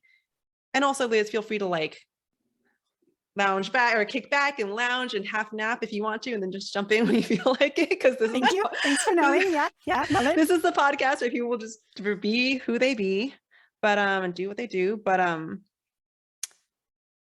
yeah, I mean, Kyley, you kind of hit the nail on the head when you said like the body is where you want to live. And I was like, yeah, I guess I want to have a conversation about the joy of being in the body. And also I think there's like some esoteric shit that can go on when you're like in the body, and like the limitlessness of the body.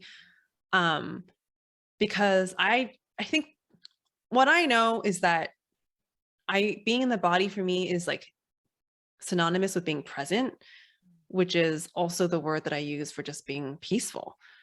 So like, that's the interesting thing, is that when I'm in the body, even if I'm like allowing, and I'm like allowing myself to feel the uncomfortable thing that I don't really want to feel, that's still me being peaceful. Do you know what I mean? Like I do. Like, people talk about this idea of like, I don't know, it's kind of like heaven on earth. Like, it's like what Eckhart Tolle talks about, like in like whenever he talks about like what's that book, the Power of Now or whatever. It's accessed through your meat suit, which is interesting because it's a limited thing. But as we've talked about on the podcast, like, you experience limitlessness through limit. Yeah. So like, the body is cool, guys. Like, it's a fucking fun, cool thing to experience, and we should get into it. Yeah. So I have so many things I want to say. One, oh, everyone's making fun of me. One is that I think, and we've actually spoken about this on the podcast before, Eva, but like, I think a lot of spiritual practice is interested in escape, right? I think that there are a lot of spiritual practices that are like, quantum leap, so you're not here now, right? Like astral travel, so you can be out of the body and you can be like bigger and better than human, right? Like, I'm not human, I'm a starseed. I'm not like, right, like there's a way that we can, I think, create a lot of our spiritual language and practice can be a seeking of an escape. That is a game I myself played, and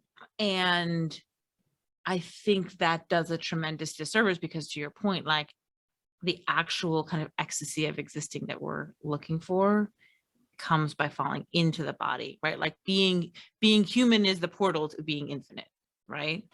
But the other thing, if we're going to talk about joy in the body, I kind of want to talk about sex. Ooh, please. And in general, joy for me has been a thing that I put pressure on myself to feel, right? So I've talked on the podcast plenty of times before about how, like, I would feel a lot of pressure to be like, I should enjoy this time with my kids. I should be happier. Like, presence, I turned presence and joy to be simultaneous, like to be synonyms. And so I put pressure on myself to be like, be present, be joyful now, right? Like, have an ecstatic experience now. And that was actually just like me trying to control myself. Like, that was not being present. That was just like, it was just, yeah, it was unpleasant. And obviously, like, I mean, there's a million things we could say about sex, and I won't go down that whole rabbit hole, but I think I want to speak to the significance of actually fucking listening to our body, which for me meant, for a while, my body was like, nope, like, this is not actually available to us, because I was moving through things that brought ways in which I felt unsafe to the surface, because the postpartum body is its own fucking minefield, right? There was a significant period of time in which my body was very loudly saying, like, this is not actually like available to us as an experience of joy and pleasure.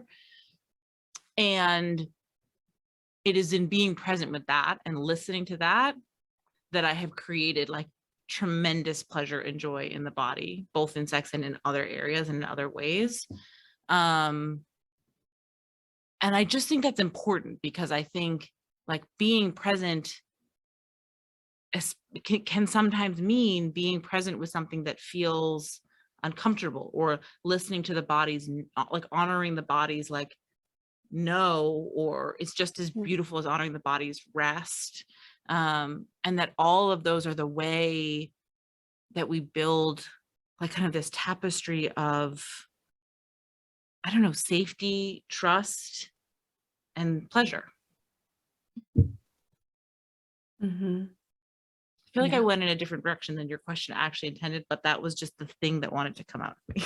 Yeah. Well, yeah. I mean, I'm still waiting for you to drop the bomb on sex, but that was also really good. Yeah, that was a lot less sexy than I expected. Oh, well, I mean, yeah, I have a tendency to talk about sex in like veiled ways. What I was trying to say is that like there were years where there was like a long period of time in which like I couldn't have sex, right? Like my body was just like, no, we don't, like this doesn't feel fun or safe to us, right? And that like I say that because I think we think of pleasure and joy and presence, and we like act like it's a thing, like, oh, if I'm in the body, if I'm honoring my body, I should just feel sexy all the time, right? If I'm honoring the body, then I should have like presence should be joyful and ecstatic all the time. And actually sometimes being present with the body is listening to the body say like, no, sex sounds terrible right now. Yeah. Right.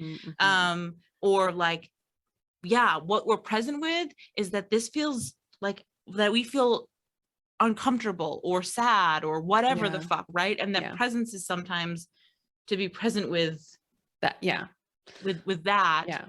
And that is the like, and honoring that and falling into that is the thing that has made sex really good in my life, is the thing that has brought pleasure into presence in all sorts of ways. But can you talk about that more? Like, why do you think that is?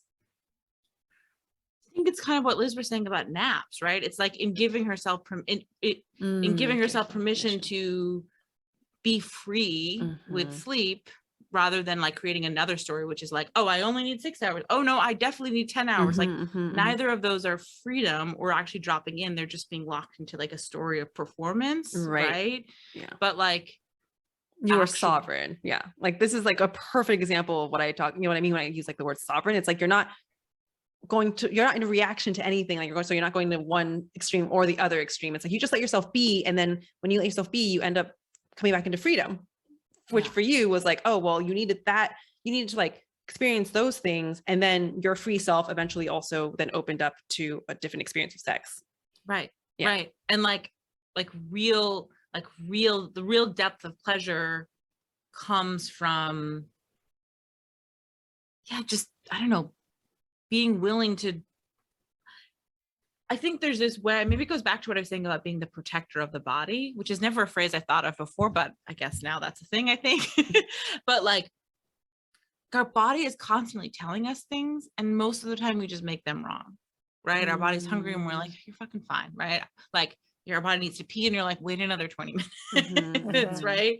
And or your body's anxious, like that's the big one. Yeah. Yes, the body's anxious and we're like, oh my God, just fucking get over it. Like what? Like go away. This is annoying. And I think you know, the body is saying no to something that maybe there's a story would be good, right? Which is one time actually in a yoga, I've had more than one yoga class where the body's like, yeah, I'm glad we're here. We don't actually want to do anything. We would like you to like get into Shavasana 20 minutes in. Okay, thanks, right? And I might have a story that like, I'm here to exercise and the body wants movement and movement is good and therefore I should do the thing. But like, actually, what if I listen to the body in that moment, the body is like, I want you to choose me, and choosing me right now is not listening to what you're supposed to do. Yeah. It's fucking laying down on this mat. Yeah. And I guess I'm not trying to speak to the way that trust and pleasure are like, in order to you have to feel safe in order to really feel pleasure and joy. Yes. And in order to feel safe, you have to fucking trust the body, which means the body tells you things and we listen, and that builds the trust so that we can have these ecstatic moments. Yes. This is a very philosophical take on sex, everybody. I'm sorry. I really kind of but I think you are saying something important, because I feel like that's a nice segue into what I was talking about with like joy. Like exuberant joy is also felt in the body. And I don't know why I'm so stuck on this, but I guess because to me, this is like the most like, I don't know. I just, the most, I don't want to say the most, I don't want to like label it with a qualifier, but yeah, I guess one of the best experiences of the body, the idea of like the joy and the ecstasy that we can feel through our body, through sex, but also like through like laughter. Like that's another great example of just like when your body is uncontrollably laughing and you're like, just, it's like the best fucking feeling in the world, where you're like, you know, keeled over, stomach hurts, and it's just like a high. Or that feeling of like dancing and completely losing yourself and like not knowing where you are and feeling like the rhythms of like the vibrations of like sound coming through. Like I don't say that to say that we should chase that, but I just think like we had, you know, this really deep conversation about like the like it's a sweet and sour thing. And I feel like I also want to bring people to the sweet side of like the body is this beautiful human experience, and sometimes it's heavy, and also, but this stuff about like the lightness and the joy, I think to your point, Kyley, is what you're saying, it's a lot easier to experience these pieces when we do feel safe, when we know how to be in the body. And I can say that's also been my personal experience. Like when I don't feel safe and I'm just in stress, I can't get there as easily. I can't like lose myself. I can't lose my body. And I love losing my body. I love losing myself in my body. It's one of like my favorite experiences in the whole world. Yeah. I mean, that's when I feel really grateful to be a human being. It's like getting emotional talking about it, because it is the I don't want to qualify it, so I don't want to say that's the ultimate experience, but it is a very beautiful experience that I'm so grateful to have. Like when I think about dying and I'm like, I'm so lucky that I got to experience my life in this body, because there's nothing else like it. Whew, getting all teary eyed over here.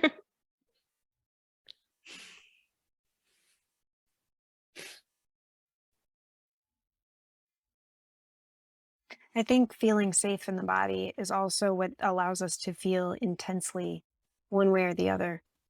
Kyley and I had a conversation, I don't know, a day ago, a year ago, it's 17 years, I don't know when the fuck this happened, but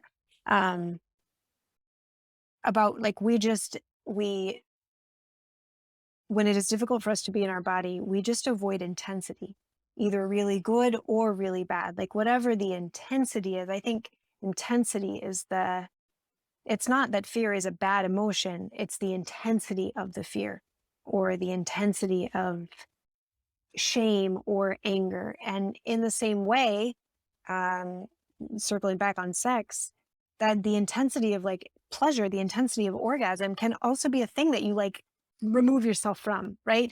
I assume that you both could understand the experience of being like, and right at the point of orgasm is where I found myself nowhere near where it was. Exactly. Right? Yeah. I've talked about this on the show too. It's like you get so close to and you're like, no, it's too much. It's too much. And you like back out. Yeah. Get out of here. Get out of here. And then all of a sudden the orgasm's done. And you're like, well, did I even, what the deuce? Right? Like I missed out on the best part. Yeah. I think that's the intensity that actually comes up. I don't actually think we're trying to avoid the feelings that we label as bad any more than we're trying to avoid the feelings that we label as good. And being safe in the body provides the opportunity to be with intensity and not have to run away from it. Yes. Yeah. To not have to be afraid of yourself. Yeah. And being willing to sit with emotions that are uncomfortable are always the fucking thing that create the space to have emotions that are delicious. Like for me, in my lived experience, it is always like there's a direct corollary with how willing I am to allow something that is uncomfortable with how much joy and ecstasy I experience. Like you can't selectively numb, right? You can't turn the dial down on discomfort. And yeah, exactly. Yeah. You know, and so that like willingness, that ability to like laugh with abandon, or just like be in the body dancing without like story, or even fucking taking a shower and actually being present to the feeling of like soap in your hair and water, like all of that, like for me comes with like, is directly related to my willingness to be with something that I might be afraid of. There's a direct correlation. You can however much you are able to access of that darkness is like how much you can access of that like lightness or whatever you want to call it. Yeah. Which is a very Brene Brown thing, right? Future podcast guest. Yeah, future podcast guest. Woo. Okay. Liz, you look like your body's doing something. Yeah. So I don't know that you're going to want to answer this question. And yet, I'll throw it to you.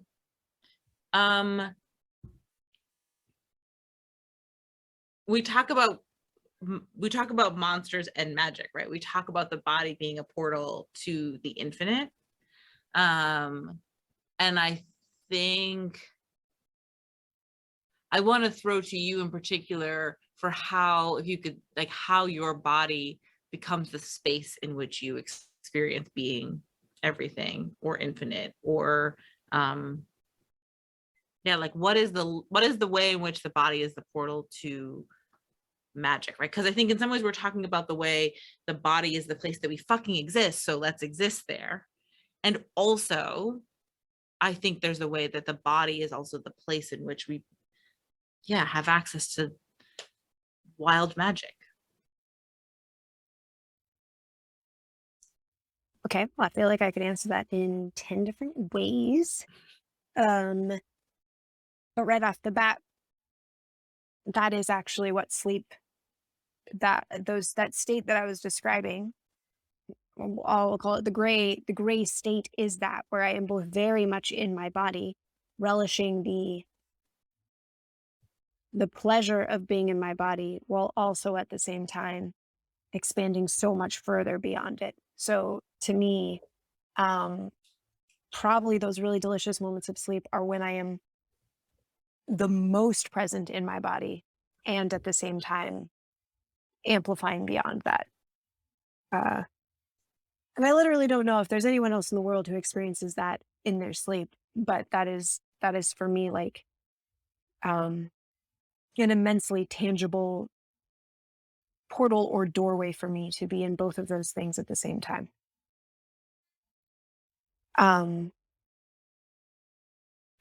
The end. Is there something else that you were aiming for? Something else that you were expecting? No, that was a good answer. Thanks. We'll give that one a B. Solid B rating solid on that. B. Solid Okay. B. Okay. Surprise, surprise. I want to Let's ask you this, Kyley, because I think you're asking, like, I love this question. I know where you're going with it. Like, like I was saying, like, let's get into the esoteric. Yeah. It's funny. I asked the question not having a good answer myself. This is a hard question to answer, by the way. Like, if you were to turn around and ask me, like, I don't know if I have the language to explain it. So if I were to think of the places, there's kind of two different ways that I think I experience being infinite. And one is this sensation of like dropping beneath language, falling deep enough into the feeling that like I experience a lack of resistance, right? And so this can be the kind of ecstatic joy. I've spoken about it on the podcast before, of just like I'm not resisting my feelings even as they might be uncomfortable, and so I fall into this kind of ecstasy. Even like grief becomes love, fear becomes peace, right? So that's one way. And that is all, the body is where that shows up, right? It's like in those moments I've fallen out of the mind and the stories of the mind and into just the being of my body. And I feel infinite in those moments because I can, like, everything folds in on itself and also expands, right? Like, because fear becomes safety, and hate becomes love, and in that delicious paradox, all these other boundaries kind of like dissolve. So that's one. And all of that plays out in the body without words, right? It does not happen all the time. It's really great when it does. But then the other is like doing like in a client session, doing like actually like playing at magic, right? And I feel really fucking potent and powerful in those moments, right? Like I can, in those moments, I fall also deep beneath language, sometimes so much so that I will like lose, like I won't know between words what words I'm actually saying, right? Like I'll say a word and then it dissolves even as the next word's coming out. And that to me is an infinite experience of just being like really fucking big and powerful. And like in those moments I can feel so completely like I fuck do anything. What do you want? And that also is something that's like I feel so much more than my body. The body almost falls away in those moments, but also I experience that too in these like felt senses of the body. It's also not language, therefore it's body. Yeah. Yeah. I feel like my body is actively answering this question. Yeah. Y'all should go check out our YouTube channel because Liz's body is definitely it's telling us something. Sharing all of the things, but this speaks kind of to what you're describing, Kyley. Or my experience of that is maybe not that different. Like in these moments where my body reacts in a very like human, right? Like I'm burping, I'm yawning. I thought I was going to puke a little bit ago. Like very strong sensation and discomfort within my body. That's also the moment where I know that I am the most tied to, like I can put paradigm around that. I can say like, oh, energy is moving, right? That's often how I will describe that with clients, because otherwise it's like, what is wrong?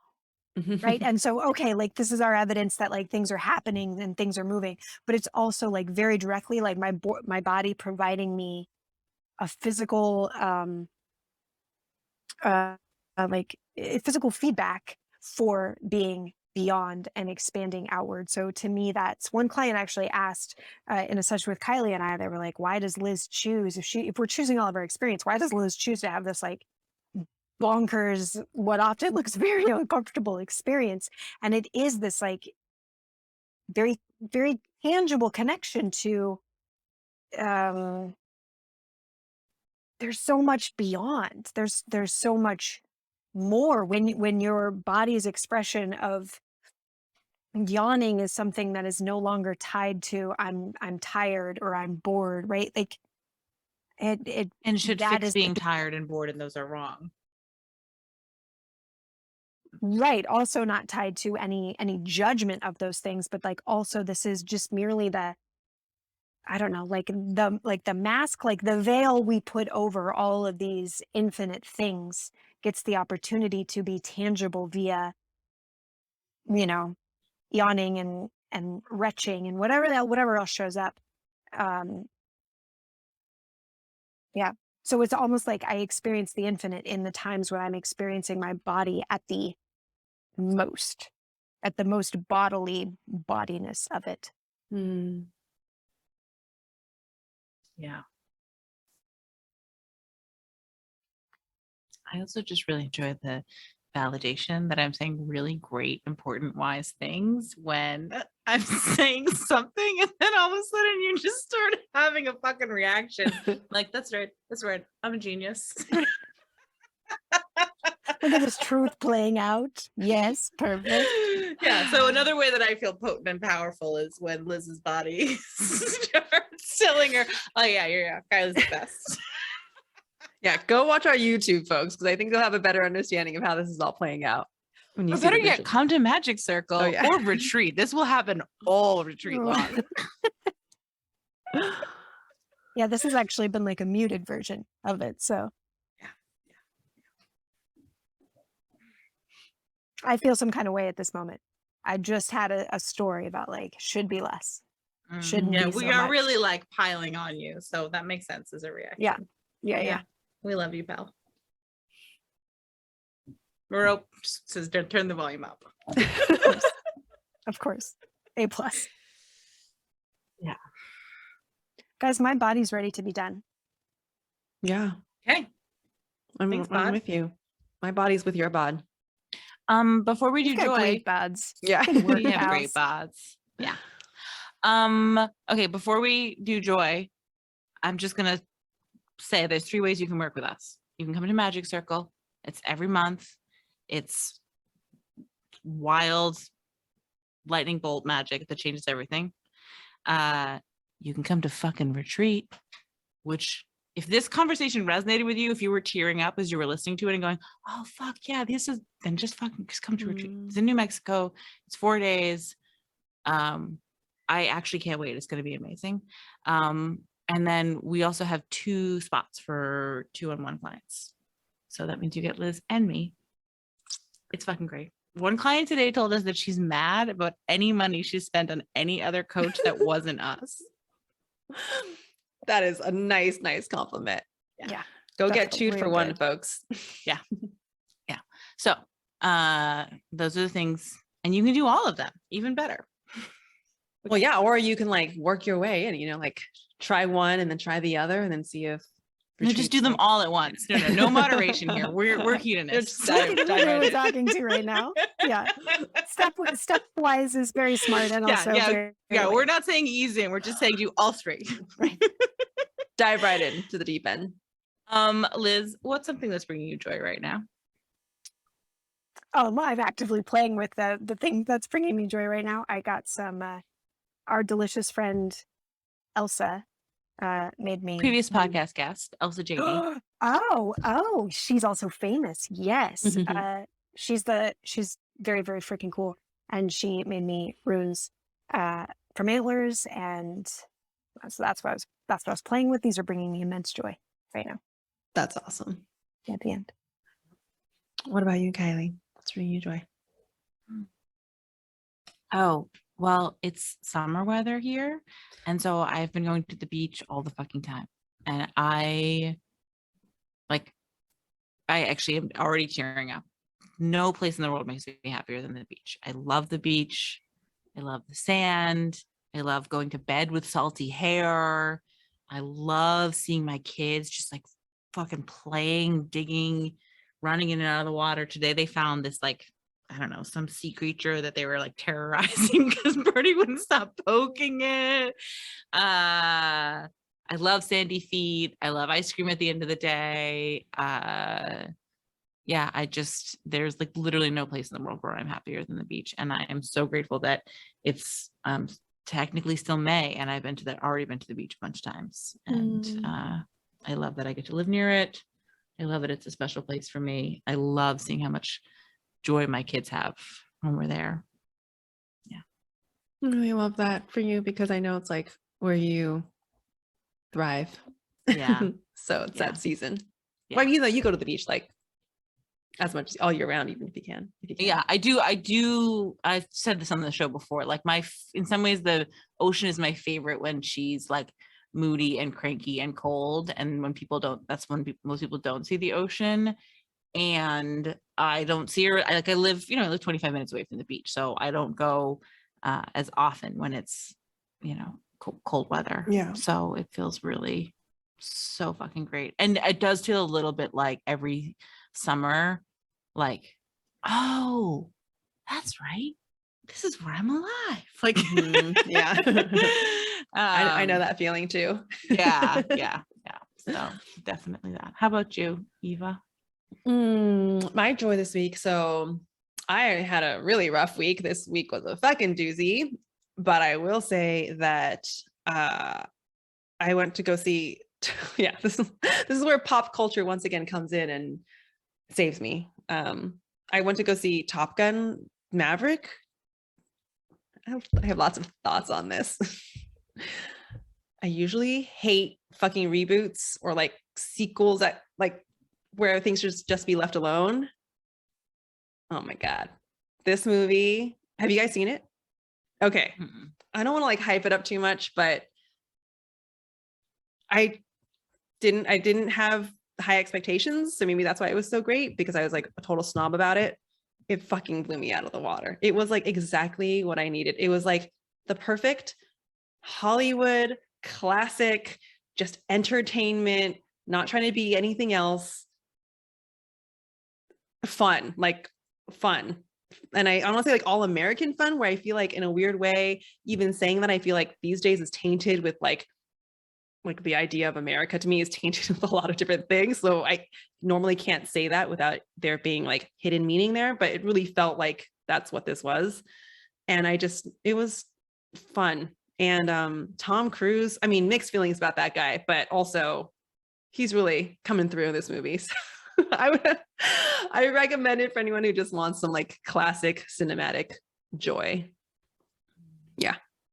Nick also came home raving about that movie. Yeah. So. Okay. Yeah. Yeah. Cool. I mean, I think for the most part, people are pretty pleased. I'm just happy they didn't fuck it up, because they usually do.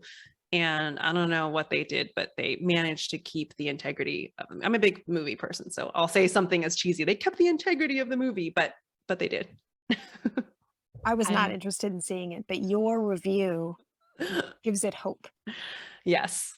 Well, yeah. If you are looking for just something where you don't have to think, it's a good option. Man, when you're having when the emotions are big, sometimes there's nothing fucking better than just like solidly delivered, entertaining piece of movie or TV. Yeah. Especially like, I love going to the movies. Like that's a really special thing for me. Like I don't always get popcorn, but like the smell of the popcorn and the candy and like the big screen and the people and I believe in cinematic magic. Like that to me is like a feeling that, again, that we didn't have for so long in COVID too. So that's like another thing to be grateful for. So like seeing a movie like that in the movie theater is just like being a kid, kind of.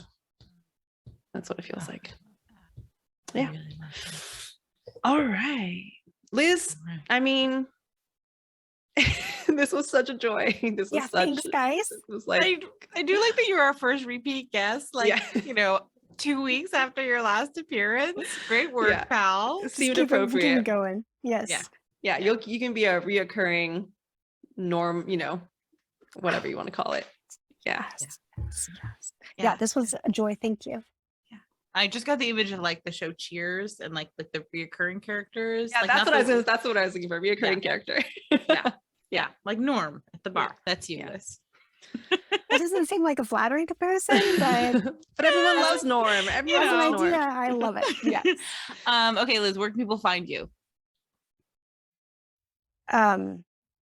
I mean, via our stuff, that's the best. I'm on Instagram, Raven's Eye Healing, but our stuff is the real, like, it's the juiciest juice. So, Oh, well, I love that answer. Okay, it's ravenandmarope.com. It's in the show notes. And apparently Liz also thinks sometimes you can pay attention to her on Instagram. I do things on Instagram, but I'm just particularly pumped about our shit right now. So. Okay. All right. Bye. Thanks, pals. Love you.